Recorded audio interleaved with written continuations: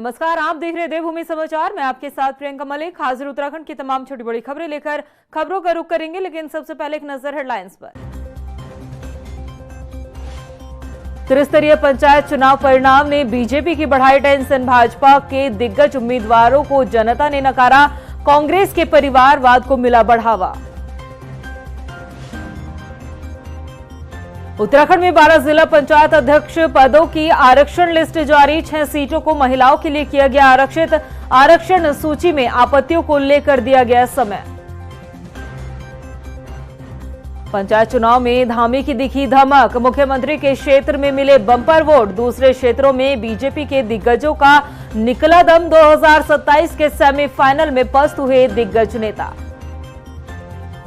और रुद्रप्रयाग जिले में महिलाओं की अनोखी पहल। पिरूल से बनाई जा रही राखियां, पर्यावरण संरक्षण और लोकपर्व का अनूठा दिखा संगम। हेडलाइंस के बाद बुलेटिन में खबरें विस्तार से। देहरादून में आयोजित पीएम किसान सम्मान निधि कार्यक्रम में मुख्यमंत्री पुष्कर सिंह धामी ने शिरकत की। इस दौरान बनारस से प्रधानमंत्री नरेंद्र मोदी ने पीएम किसान सम्मान निधि की 20वीं किस्त डीबीटी के माध्यम से जारी की है। इस योजना से उत्तराखंड के 8,28,787 किसान लाभान्वित हुए। राज्य के किसानों को 184.25 करोड़ की धनराशि वितरित की जाएगी। आपको बता दें कि उत्तराखंड के किसानों को अभी तक 19 किस्तों के रूप में 3,111.49 करोड़ रुपए मिल चुके हैं। वहीं प्रधानमंत्री किसान सम्मान निधि कार्यक्रम के दौरान ही पीएम मोदी ने मेक इन इंडिया पर जोर दिया। इस मामले पर मुख्यमंत्री पुष्कर सिंह धामी ने कहा कि प्रधानमंत्री दूरदर्शी सोच वाले व्यक्ति हैं और वो जानते हैं कि भारत खुद के पांव पर जब खड़ा होगा तभी मजबूत और विकसित होगा। अमेरिका ने जिस तरह से टैरिफ बढ़ाया है, उसके बाद प्रधानमंत्री का ये बयान देश को मजबूत करने वाला और आत्मनिर्भर बनाने वाला है। संकल्प लेना होगा और आदरणीय प्रधानमंत्री जी ने बहुत पहले से ही जो आत्मनिर्भर भारत और वोकल फॉर लोकल का मंत्र देश को दिया था, वो दूरदर्शी हैं। वो पहले ही जानते थे कि देश के अंदर कौन सी चुनौतियां हमारे सामने आ सकती हैं और उन चुनौतियों के लिए देश तैयार है। ये नया भारत है, ये हर प्रकार की चुनौती को पार करेगा, हर चुनौती को अवसर में बदलेगा। पंचायत चुनाव के परिणाम ने धाकड़ धामी की धमक को और मजबूत कर दिया है। सीएम पुष्कर सिंह धामी के क्षेत्र में बीजेपी ने जीत का परचम तो लहराया, लेकिन दूसरी तरफ दूसरे क्षेत्रों में बीजेपी नेता फेल साबित हुए। केदारनाथ विधायक आशा नोटियाल हो या फिर बीजेपी प्रदेश अध्यक्ष महेंद्र भट्ट, ये सभी नेता अपने अपने क्षेत्रों में पिछड़ चुके हैं। ऐसे में सवाल उठ रहा है कि क्या बीजेपी के आत्ममंथन का समय आ गया है, क्योंकि मुख्यमंत्री पुष्कर सिंह धामी तो पास हो गए, लेकिन पार्टी के बड़े नेता अपने क्षेत्रों में ही फेल हुए हैं। रिपोर्ट देखिए।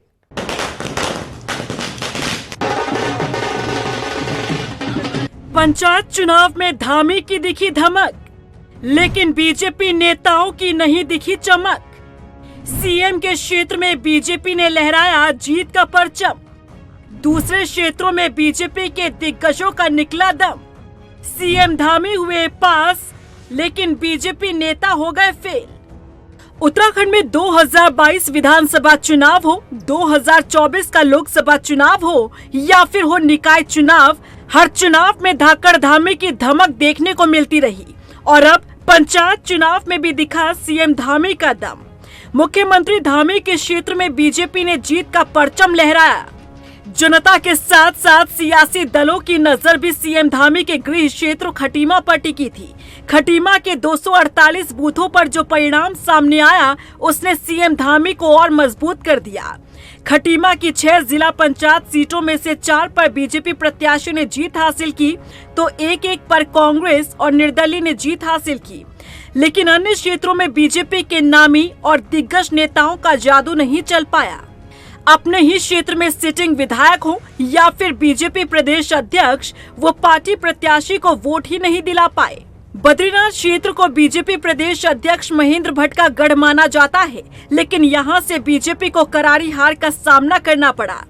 वहीं लैंसडाउन से बीजेपी विधायक दिलीप रावत अपनी पत्नी को जीत नहीं दिला पाए। केदारनाथ में बीजेपी का सुपड़ा ही साफ हो गया। उपचुनाव में बीजेपी की आशा नौटियाल ने तो जीत हासिल कर ली, लेकिन पंचायत चुनाव में वो अपनी ताकत नहीं दिखा पाई। सियासी जानकारों का मानना है कि केदारनाथ उपचुनाव में जीत आशा नौटियाल की नहीं बल्कि सीएम धामी की हुई थी, क्योंकि क्षेत्र में सीएम धामी का सक्रिय होना, केदारनाथ की जनता के बीच पहुंचकर खुद को वहां का बेटा बताना और लोगों का भरोसा जीतना ही बीजेपी को जीत दिला गई और आशा नौटियाल को विधायक बना गई। क्योंकि जनता के बीच यदि विधायक आशा नौटियाल की पकड़ होती तो पंचायत चुनाव में केदारनाथ विधानसभा में पड़ने वाली सीटों पर बीजेपी का इतना खराब प्रदर्शन न देखने को मिलता। केदारनाथ विधानसभा के अंतर्गत जिला पंचायत के बीजेपी के लगभग सभी समर्थित प्रत्याशी हारे हैं। त्रियोगी नारायण सीट पर हार हुई, लौरा सीट पर भी बीजेपी की हार हुई, कालीमठ सीट पर बीजेपी हारी, परकंडी सीट पर भी बीजेपी को हार का सामना करना पड़ा, भीरी सीट पर भी बीजेपी हारी, सिल्ला ब्राह्मण गांव सीट पर भी बीजेपी को हार का सामना करना पड़ा, तो वहीं चोपता में भी बीजेपी हारी। इसी तरह पूर्व मंत्री और लोकसभा चुनाव में पार्टी को मजबूती देने कांग्रेस से लाए गए राजेंद्र भंडारी निवर्तमान जिला पंचायत अध्यक्ष पत्नी रजनी भंडारी को दोबारा जिता न पाए। पंचायत चुनाव परिणाम में सत्ताधारी बीजेपी और कांग्रेस के बीच निर्दलियों ने अपनी जीत का डंका बजाया। जिला पंचायत सदस्य के पदों पर जीतने वालों में सबसे बड़ी संख्या निर्दलियों की उभर कर सामने आई, जिसने सत्ताधारी बीजेपी की टेंशन बढ़ा दी और सोचने पर मजबूर कर दिया कि आखिर क्या वजह है कि पंचायत चुनाव में पार्टी पिछड़ गई। आखिर क्यों पार्टी के दिग्गज नेता और विधायक अपने क्षेत्रों में प्रत्याशी को वोट नहीं दिला पाए। क्या वाकई में बीजेपी के आत्ममंथन का समय आ गया है? क्योंकि इस पंचायत चुनाव में धामी की धमक तो दिखी, लेकिन बीजेपी नेताओं की चमक नहीं। उत्तराखंड में पंचायत चुनाव को सियासी दल 2027 का सेमीफाइनल मान रहे थे, लेकिन जो परिणाम सबके सामने आए हैं उसने बीजेपी की चिंता को बढ़ा दिया है। कांग्रेस पर परिवारवाद का आरोप लगाने वाली बीजेपी के ही परिवार के सदस्यों को वोटर्स ने नकार दिया है। बीजेपी के कई दिग्गज नेता जो है वो चुनाव में पस्त पड़े हुए नजर आए, तो कई नामी चेहरों के सगे संबंधी को जनता ने आईना दिखाने का काम किया है। रिपोर्ट देखिए। 2027 के सेमीफाइनल में बीजेपी पस्त। पंचायत चुनाव परिणाम ने बीजेपी की बढ़ाई टेंशन। कांग्रेस के परिवारवाद को जनता ने स्वीकारा, बीजेपी के परिवार को वोटर्स ने नकारा। उत्तराखंड पंचायत चुनाव को सियासी दल 2027 का सेमीफाइनल मानकर चल रहे थे, लेकिन सेमीफाइनल का रिजल्ट सामने आया तो उसने सत्ताधारी बीजेपी के माथे पर बल ला दिया। पंचायत चुनाव में कई राजनीतिक दिग्गजों की साख दांव पर थी। बीजेपी समर्थित कुछ सीटों पर जीत तो हुई, लेकिन पार्टी के कई दिग्गज अपने परिवार के सदस्य को ही वोट दिलाने में फेल हो गए। क्षेत्र में खुद का दबदबा तो रहा, लेकिन परिवार के सदस्य को मजबूती नहीं दिला पाए। बीजेपी के ऐसे कई दिग्गजों की बात करें। लैंसडाउन विधायक दिलीप रावत की पत्नी नीतू देवी पौड़ी गढ़वाल से जिला पंचायत सदस्य का चुनाव 411 वोटों से हारी। सर्च विधायक महेश जीना के बेटे बबलिया क्षेत्र पंचायत सीट से चुनाव हार गए। नैनीताल जिले में जिला पंचायत सदस्य सीट भवाली गांव से बीजेपी विधायक सरिता आर्य के बेटे 1200 वोटों से चुनाव हार गए। अल्मोड़ा जिले में भी बीजेपी के दिग्गज नेता को दोहरा झटका लगा। बीजेपी अनुसूचित जाति मोर्चा के मंडल अध्यक्ष संतोष कुमार राम 267 वोटों से चुनाव हार गए। मंडल अध्यक्ष होने के बावजूद संतोष कुमार राम की पत्नी भी पूजा देवी डूंगर लेक सीट से चुनाव हार गई। जिला पंचायत अध्यक्ष रजनी भंडारी पंचायत चुनाव बुरी तरह से हारी। रजनी भंडारी चमोली जिले के रानो वार्ड से मैदान में थी। नैनीताल जिले में जिला पंचायत सदस्य पद पर बीजेपी के प्रत्याशी निवर्तमान जिला पंचायत अध्यक्ष बेला तोलिया को करारी हार मिली। भटवाड़ी विकास खंड में पूर्व 2 ब्लॉक प्रमुख सहित पुरोला में बीजेपी के पूर्व जिला अध्यक्ष हार गए। ऐसा नहीं है, देखिए बड़े बड़े दिग्गज हारते हैं, जब चुनाव के मैदान में जाते हैं तो चाहे कोई भी हो, हारते भी हैं जीतते भी हैं, इसलिए कोई फर्क पड़ने वाला नहीं। भारतीय जनता पार्टी एक समुद्र है, समुद्र में एक आध लोटा पानी कम कर दिया जाए तो कोई फर्क नहीं पड़ता समुद्र को। इसलिए भारतीय जनता पार्टी आने वाले समय में बहुत अच्छा प्रदर्शन करेगी और जो हारे हैं वो कम अंतरों से हारे हैं और उनको भी मैं शुभकामनाएं देना चाहूंगा कि उन्होंने अच्छा फाइट किया है। किंतु जनता जनार्दन सबसे सर्वोपरि है। मैं जनमानस का जनादेश उनका स्वीकार करता हूं और उनको हार्दिक बधाई और शुभकामनाएं देना चाहूंगा। पंचायत चुनाव में परिवारवाद का मुद्दा पूरी तरह से हावी रहा। बीजेपी ने कांग्रेस पर परिवारवाद की राजनीति का आरोप लगाया, लेकिन हैरानी की बात तो ये है कि जनता ने कांग्रेस के परिवारवाद को तो स्वीकारा, लेकिन बीजेपी के परिवारवाद को नकार दिया। वहीं कांग्रेस प्रदेश अध्यक्ष ने कहा कि पंचायत चुनाव में उत्तराखंड की जनता ने कांग्रेस को अपना आशीर्वाद दिया है। देखिए, मैंने क्या कहा, जहां जनता ने वोट दिया है वह कांग्रेस के प्रत्याशी जीते हैं।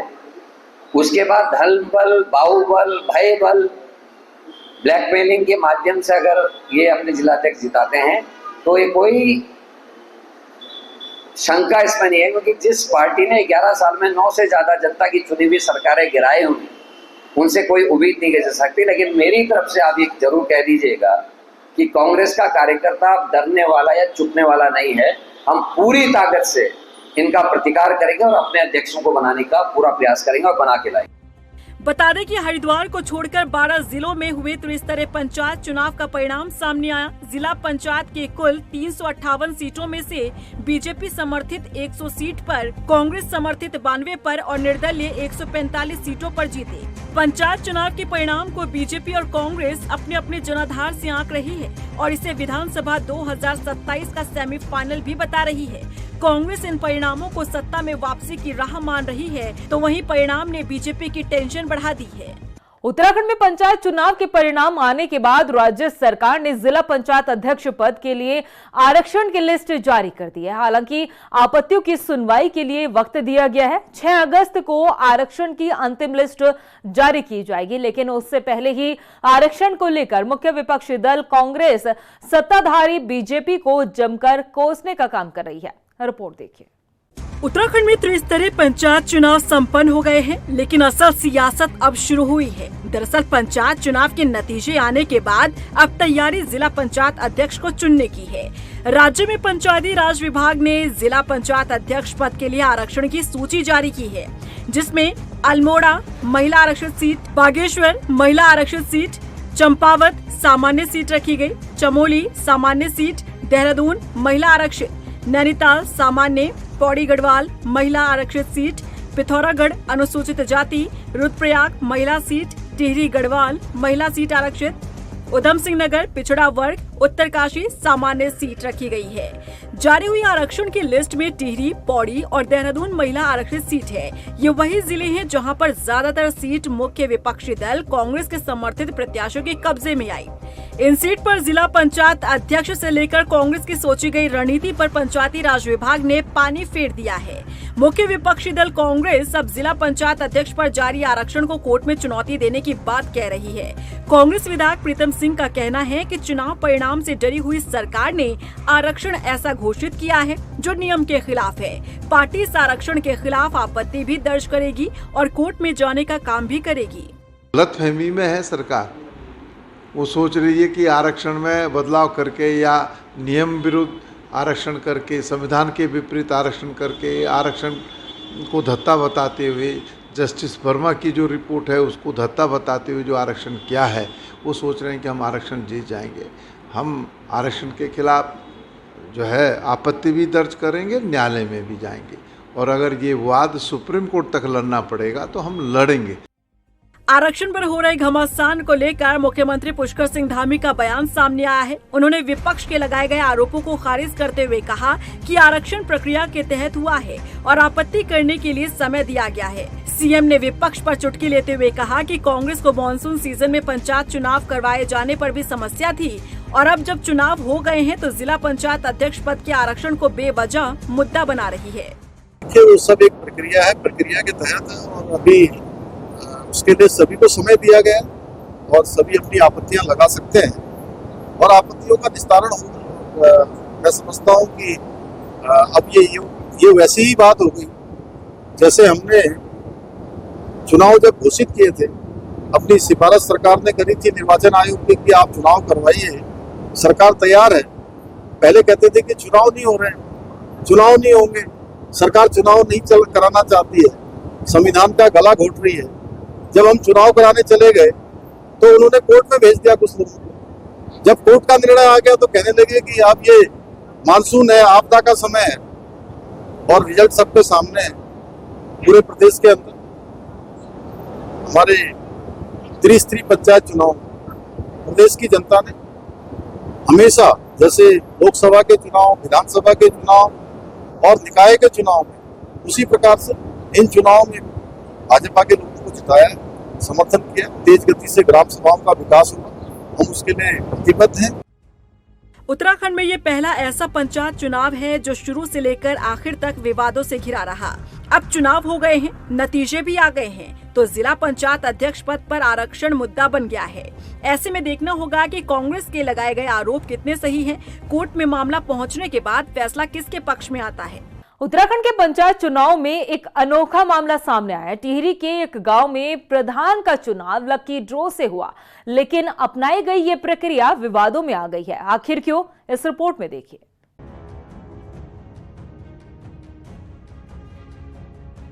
पंचायत चुनाव में अनोखा मामला, लकी ड्रॉ से चुना गया ग्राम प्रधान। लकी ड्रॉ की प्रक्रिया पर उठने लगे सवाल। उत्तराखंड पंचायत चुनाव में कई रंग देखने को मिले, लेकिन टिहरी जिले के एक गांव से अनोखा मामला सामने आया है। कुंड गांव पट्टी 10 जुला में लकी ड्रॉ से ग्राम प्रधान चुना गया। दरअसल प्रधान पद के लिए हुई मतगणना के दौरान दोनों प्रमुख प्रत्याशियों को बराबर वोट मिले, जिसके बाद लकी ड्रॉ से ग्राम प्रधान का फैसला किया गया।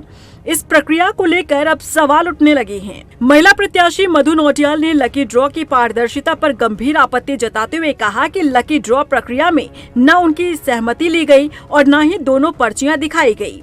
आरओ ने खुद ही पर्ची निकालकर नतीजा घोषित कर दिया। ये लोकतंत्र का अपमान है। मैं ये चाहती हूँ कल जो रिजल्ट आया है उसमें मैं सहमत नहीं हूँ, क्योंकि मेरे साथ छल किया गया है।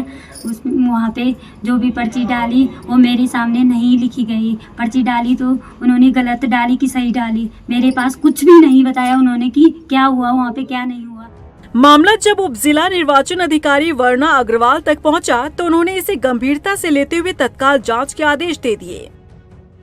उनके द्वारा अभी भी इस बात से थोड़ी असंतुष्टि व्यक्त की गई है, तो उनको बताया गया है कि अगर आप आरओ के किसी डिसीजन से सेटिस्फाइड नहीं है तो आप इलेक्शन पिटीशन की जो नियमावली है उसके अनुसार आप कार्रवाई आगे प्रस्ताव सकते हैं। तो जिला स्तर से इस पर कोई जांच की जाएगी वीडियोग्राफी के द्वारा?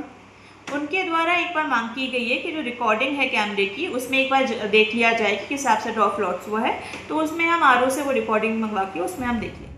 इस पूरे घटनाक्रम के बाद गांव में पंचायत चुनाव को लेकर चर्चा होने लगी है। स्थानीय लोग भी जानना चाहते हैं कि आखिर दूसरी पर्ची में किसका नाम था।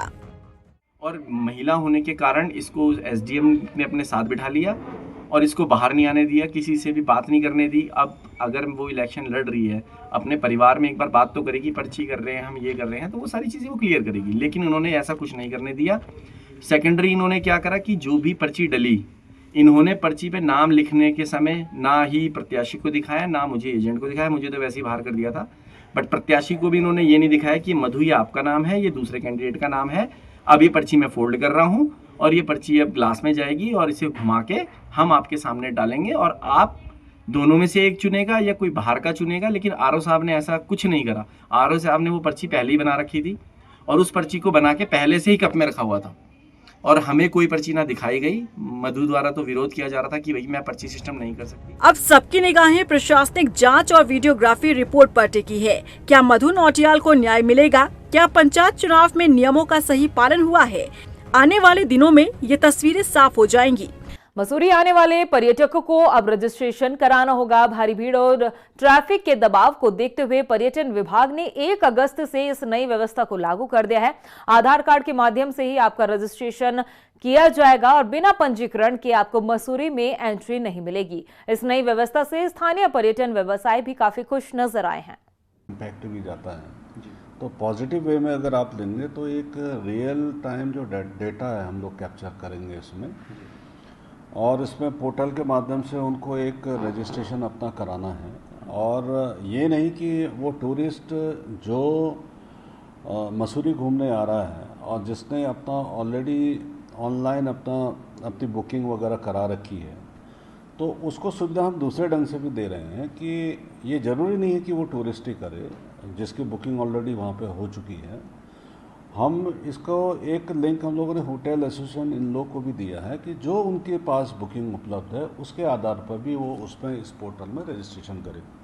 वहीं रुद्रप्रयाग की ग्राम जवाड़ी में हिमाद्री स्वयं सहायता समूह से जुड़ी महिलाएं चीड़ की पत्तियों से खूबसूरत राखियां तैयार कर रही है। ये पहल न केवल रोजगार को बढ़ावा दे रही है बल्कि पर्यावरण संरक्षण और पारंपरिक त्योहारों को स्थानीय संसाधनों से जोड़ने का अभिनव उदाहरण भी पेश कर रही है। समूह से जुड़ी महिलाओं ने बताया कि उन्होंने पहले पिरूल से उत्पाद निर्माण का परीक्षण प्राप्त किया, उसके बाद रक्षाबंधन पर्व के अवसर पर राखी निर्माण में उस प्रशिक्षण को उपयोग में ला रही है।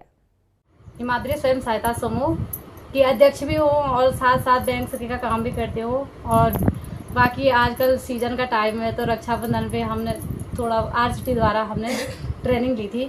तो पहाड़ी उत्पादक जो हमारे ऑर्गेनिक चीज़ें होती है जैसे पिरूल है तो पिरूल को लेकर के हमने राखियाँ सोची कि राखियाँ बना दें। क्यों पिछले साल भी हमने इस पर काम किया था तो बहुत अच्छा विजन हमारे सामने आया, तो अपनी मेहनत हमारी रंग लाई है। तो इस बार भी हमने कुछ राखियाँ बना के तैयार कर रखी है जो कि पिरूल से बनी हुई है। और पिरूल से राखियाँ नहीं अन्य चीज़ें भी हम बना सकते हैं। टोकरियाँ हो गई, घर के सजावट सामान, गुलदस्ते रखने के लिए जैसे हो गए।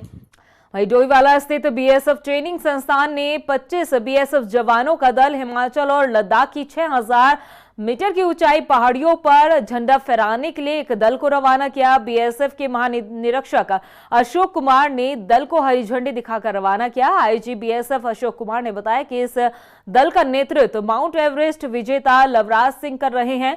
ये दल ऊंची पहाड़ियों पर झंडा फहराने के साथ ही स्वच्छ भारत स्वच्छ हिमालय के तहत कूड़ा कचरा इकट्ठा कर साफ सफाई का संदेश भी देगा। हमारा जो पर्वतारोही दल है लगभग उसमें 22 सदस्य हैं और 3 एडम के लोग हैं।